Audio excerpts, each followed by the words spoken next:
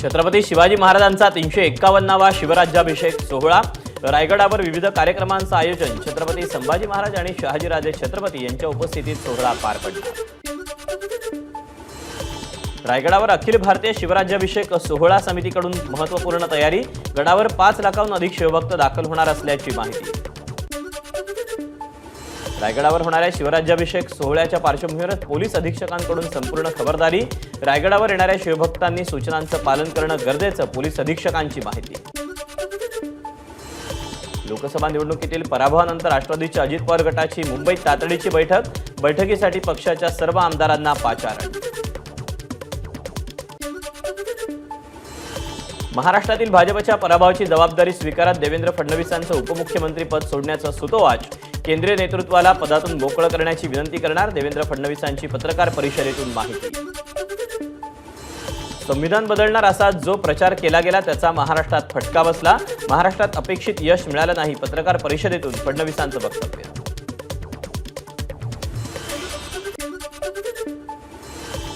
भाजप नेत्यांकडून फडणवीसांची मनधरणी करण्याचे प्रयत्न सुरू, मात्र जबाबदारीतून मुक्त करा या भूमिकेवर देवेंद्र फडणवीस ठाम असल्याची माहिती।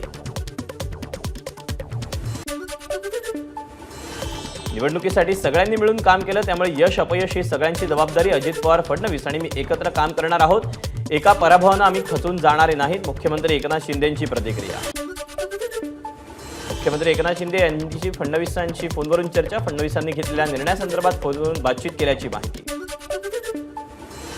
उपमुख्यमंत्री देवेंद्र फडणवीसांसोबत भाजप नेत्यांची चर्चा। संपूर्ण विचार करून निर्णय घेतो। फडणवीसांचा भाजप नेत्यांना आश्वासन। पदावरून मुक्त होण्याबाबत फडणवीस ठाम।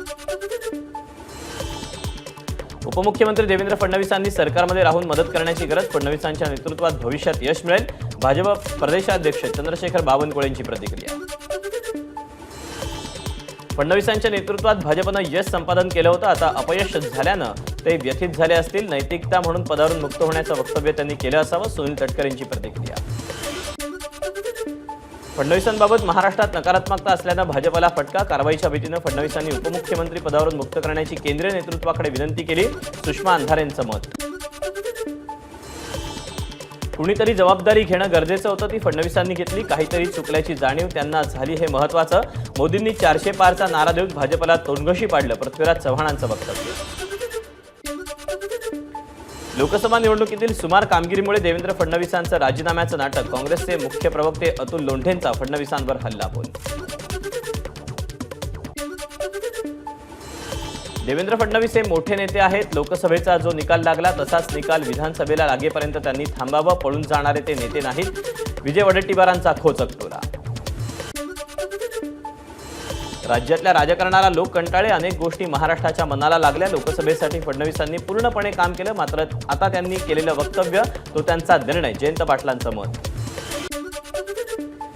राज्यातील भाजप पराभवाला देवेंद्र फडणवीस जबाबदार। राज्यात त्यांनी राष्ट्रवादी आणि शिवसेनेला फोडलं, हे लोकांना आवडलं नाही। अनिल देशमुखांची टीका। लोकसभा निवडणुकीची जबाबदारी ही संपूर्ण भाजपची। आपलं मार्गदर्शन सरकारमध्ये पक्षात दोन्हीकडे हवंय। रवींद्र चव्हाणांची फडणवीसांना विनंती। सागर बंगल्याबाहेर भाजप कार्यकर्त्यांची घोषणाबाजी। देवेंद्र फडणवीसांनी निर्णय बदलावा यासाठी कार्यकर्त्यांकडून घोषणाबाजी। राज्यातील सर्व भाजपचे आमदार देवेंद्र फडणवीसांची भेट घेणार। त्यांची मनधरणी करण्यासाठी सर्व आमदार सागर बंगल्यावर जाणार। तानाजी मुटकुळेंची माहिती।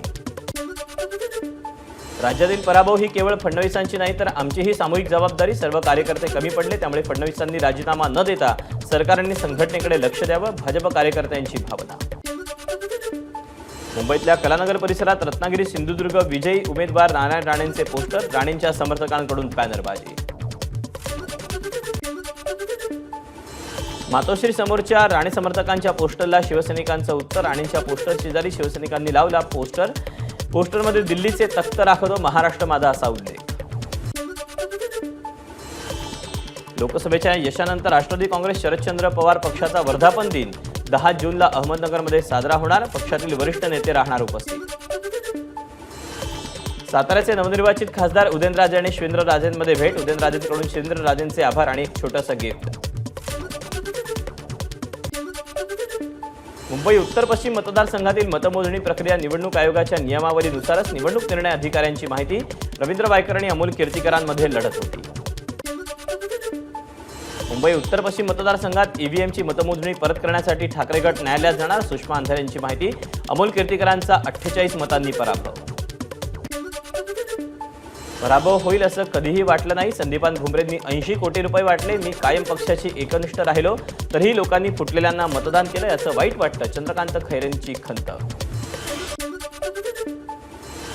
मला निवडून आणण्याची जबाबदारी अंबादास दानवेंवर होती, त्यांनी काम करायला हवं होतं, आपला मतदारसंघ सोडून इतर ठिकाणी त्यांनी बाहेर जायला नको होतं, चंद्रकांत खैरेंकडून नाराजी व्यक्त। नाशिकमध्ये उमेदवारी मिळण्यास विलंब झाला, विरोधी पक्षातील उमेदवाराला जास्त दिवस मिळाल्यानं आम्ही डॅमेज झालो, माझ्या उमेदवारीबाबत लोकांच्या मनात संभ्रम निर्माण झाला, हेमंत गोडसेंची भूमिका। लोकसभा निवडणुकीत सोलापूरमध्ये दंगल घडवण्याचा भाजपचा प्रयत्न होता, प्रणिती शिंदेंचा गंभीर आरोप। राज्यात अजित पवारांना भाजप आणि शिंदेंच्या शिवसेनेची मतं मिळाली नाहीत, अमोल मिटकरींचा आरोप। याबाबत 2 दिवसात पक्षश्रेष्ठींना भेटून पुरावे देणार असल्याची मिटकरींची माहिती। महाविकास आघाडी राज्यामध्ये विधानसभा निवडणूक एकत्र लढवणार, ठाकरे गटाचे खासदार संजय राऊतांची माहिती। लोकशाही टिकवायची असेल तर कुठल्याही परिस्थितीत इंडिया आघाडीनं सत्ता स्थापन करायला हवी, त्यांनी सरकार बनवण्यापासून दूर राहणं ही चूक ठरेल, भास्कर जाधवांचं मत। बेरोजगारी, महागाई, शेतकऱ्यांच्या समस्याकडे दुर्लक्ष केल्याचा फटका भाजपला महाराष्ट्रात बसला, शरद पवारांचं नवी दिल्लीत पत्रकार परिषदेत मत। भाजपनं राज्यात फोडाफोडीचं राजकारण केलं, त्यांना वाटलं दिल्ली स्टाईल महाराष्ट्रात देखील चालेल, पण राज्यातल्या जनतेला हे रुचलेलं नाही, रोहित पवारांची भूमिका।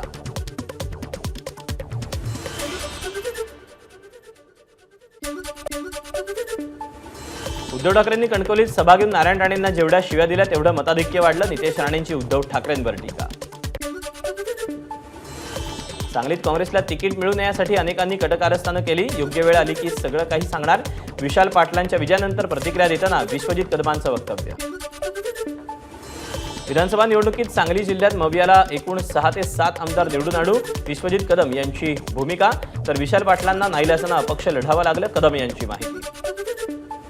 महाराष्ट्रात सत्तांतरावेळी घडलेल्या घडामोडींचा महायुतीला फटका बसला, मावळचे खासदार श्रीरंग बारणेंची प्रतिक्रिया, कामाच्या जोरावर मतदारांनी हॅट्रिक पूर्ण केल्याचा विश्वास।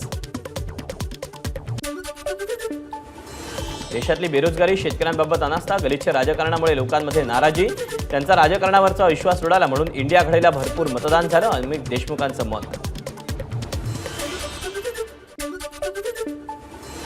एनडीएच्या नेतेपदी नरेंद्र मोदींची निवड, सर्व घटक पक्षांच्या संमतीकडून मोदींची नेतेपदी निवड, नरेंद्र मोदी 7 तारखेला सत्ता स्थापनेचा दावा करणार। पंतप्रधान मोदी आणि त्यांच्या मंत्र्यांचा 8 जूनला शपथविधी, राष्ट्रवादी काँग्रेसला 1 मंत्रिपद तर शिवसेनेला 1 राज्यमंत्री आणि 1 कॅबिनेट मंत्रिपद मिळण्याची शक्यता। मोदी सरकारचा शपथविधी सोहळा भव्य करण्यासाठी भाजप आणि केंद्र सरकारकडून जय्यत तयारी, देशातील सर्व राज्यांच्या मुख्यमंत्र्यांना सोहळ्याचं निमंत्रण। नरेंद्र मोदींकडून राष्ट्रपतींकडे पंतप्रधान पदाचा राजीनामा सुपूर्द, औपचारिकता म्हणून मोदींकडून राजीनामा, पुढील सरकार स्थापन होईपर्यंत काळजीवाहू पंतप्रधान म्हणून काम करण्याचं राष्ट्रपतींचं मोदींना आवाहन।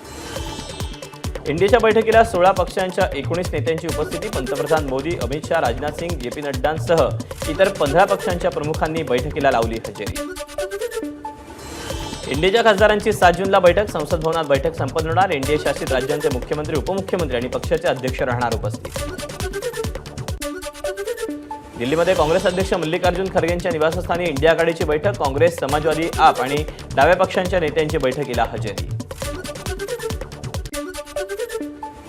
इंडियाच्या बैठकीत नितीश कुमार, चंद्राबाबू नायडूंकडून कोणतीही मागणी नाही, दोघांकडून बिनशर्त नरेंद्र मोदींच्या पंतप्रधान पदासाठी समर्थन। बिहारचे मुख्यमंत्री नितीश कुमार आणि चंद्राबाबू नायडू यांचे एनडीएला समर्थनाचं पत्र, तर शिवसेनेचं राष्ट्रवादीचंही एनडीएला समर्थन। या देशात अनेक राजकीय बदल पाहिलेत, आम्ही एनडीए सोबत आहोत, चंद्राबाबू नायडूंकडून स्पष्टीकरण, इंडिया आघाडीनं संपर्क केल्याच्या वृत्तावर नायडूंची भूमिका। आज आणि उद्या दक्षिण आणि उत्तर कोकण, मध्य महाराष्ट्रासह मराठवाड्यात पावसाची शक्यता, हवामान खात्याचा अंदाज। पुण्यामध्ये आज मुसळधार पाऊस, काल झालेल्या पावसानंतर भागात पाणी साचलं होतं। कोल्हापूर जिल्ह्याच्या दक्षिण भागात मुसळधार पाऊस. गडहिंग्लज तालुक्यातल्या हलकर्णीमध्ये 3 तास पावसाचा कहर. अनेक ठिकाणी पाणी साचलं. कोल्हापूर जिल्ह्याच्या ग्रामीण भागामध्ये पावसाच्या सरी. गेल्या 2 दिवसांपासून जिल्ह्यात ढगाळ वातावरण. हवामान खात्याकडून कोल्हापूर जिल्ह्याला येलो अलर्ट. सिंधुदुर्ग जिल्ह्याच्या काही भागात पावसाची हजेरी. कणकवली आणि वैभववाडी तालुक्यात विजांच्या कडकडाटासह पाऊस. पुढचे 2 दिवस हवामान विभागाकडून येलो अलर्ट जारी. अमरावतीत सोयाबीन बियाणं पुरेशा प्रमाणात उपलब्ध असल्याचा कृषी विभागाचा दावा. मात्र बियाणांच्या दरात झालेली वाढ, वाणांचा तुटवडा यामुळे शेतकरी संभ्रमावस्थेत. मुंबई गोवा महामार्गावर राजापूरच्या डोंगरतिढा इथे कंटेनरची 5 ते 6 वाहनांना धडक. बस स्टॉपवर उभे असलेले प्रवासी आणि 2 चाकी वाहनाला देखील धडक. एकाचा मृत्यू, 6 जण गंभीर जखमी. पुण्यात हत्या आणि घरफोडी करणाऱ्या गुन्हेगाराला निगडी पोलिसांकडून हडपसरमध्ये अटक. आरोपीकडून 10 तोळे सोनं, 8 किलो चांदी आणि 2 तलवारी असा एकूण 25 लाखांचा मुद्देमाल जप्त. मुंबईतल्या कुर्ल्यामध्ये पाणी समस्येवरून नागरिकांचा रास्ता रोको. पाणीच येत नसल्यानं नागरिकांचा संताप अनावर. मुंबईच्या माहीममध्ये एका घराचा स्लॅब कोसळला. दुर्घटनेमध्ये एकाचा मृत्यू, 1 महिला गंभीर जखमी. महिलेवर रुग्णालयात उपचार सुरू. यवतमाळच्या पांढरकवड्यात कापसाच्या गोडाऊनला आग. आगीत 5000 गाठांनी कापूस जळून खाक. T20 विश्वचषकात भारताची विजय सलामी. भारताचा आयर्लंडवर 8 विकेट्सनी मात. कर्णधार रोहित शर्माची 52 धावांची खेळी.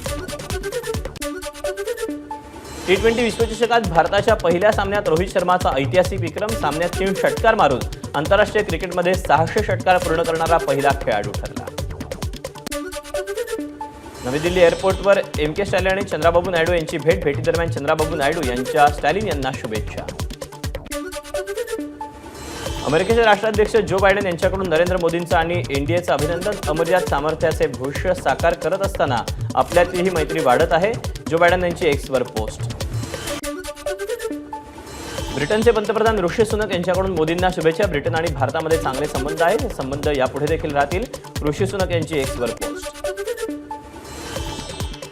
हमारे 12 चित्रपटाच्या प्रदर्शनाला हायकोर्टाकडून आठवडाभराची स्थगिती. देशभरातील सिनेमागृहात 7 जूनला होणार होता प्रदर्शन. एबीपी माझा, उघडा डोळे बघा नीट.